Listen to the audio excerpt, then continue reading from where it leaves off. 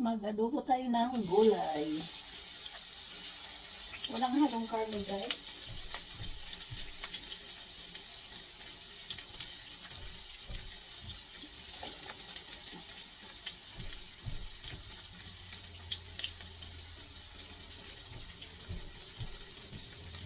Hindi kasi ako bumibili ng pork. Ribs lang ang binibili namin dito pagdating sa pork at sa bacon. So, yung pork na panghalo ng gulay hindi ako bumibili. Kaya vegetarian ito kasi bawal din sa akin ang beef. So, vegetarian lang tayo. Sitaw ang i-adobo ko at broccoli. Paghaluin ko na sila para isang lutuan. Ayan. Siguro. Ayan. So, ito yung ating sitaw. Unahin natin siya kasi matagal siya lutuin. Lutuin muna natin sila ng mabuti. Saka natin ilagay ang ating vinegar.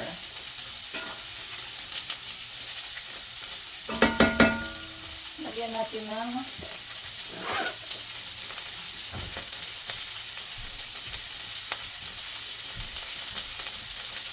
soy sauce para mayroon siyang para reddish ang kulay niya. Ganun ang adobo, diba? Reddish ang kulay.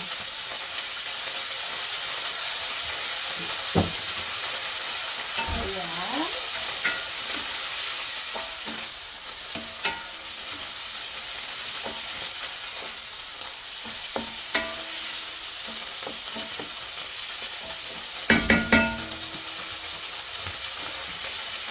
Gilid. Black pepper.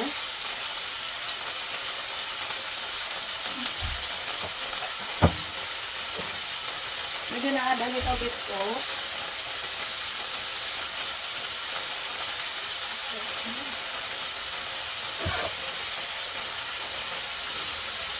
So let's cover until it's a little tender before we add our broccoli.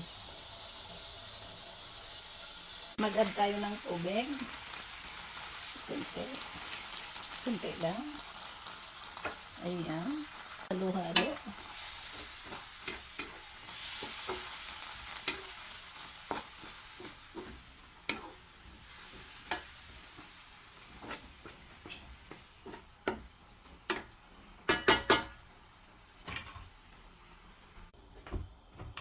Check natin kung ready na siya. Ayan, pwede na natin ihalo ang ating broccoli.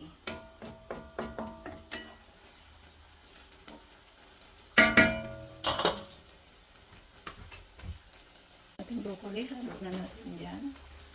Tapos, madali lang lutuin yan, guys.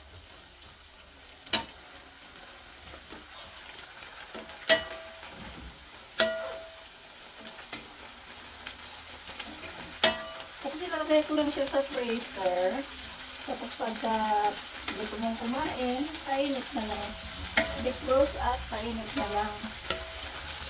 Kasi mas gusto kong niluluto siya bago ilagay sa freezer. Ayoko yung green beans na frozen. Ang broccoli okay lang. Pero mas masarap talaga na luto na pa na ilagay doon. So, I think mag-add pa ako ng ano guys, soy sauce. Kulong siya sa kulay.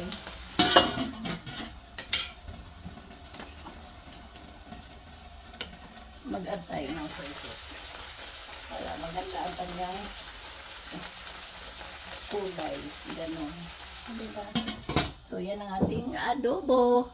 Ang pinakahuling ihalo ko dyan is the vinegar.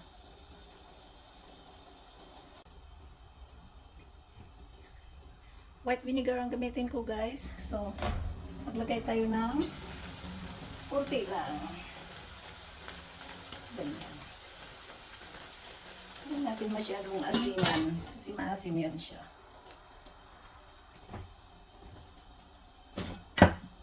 So, ayan. Thank you for watching.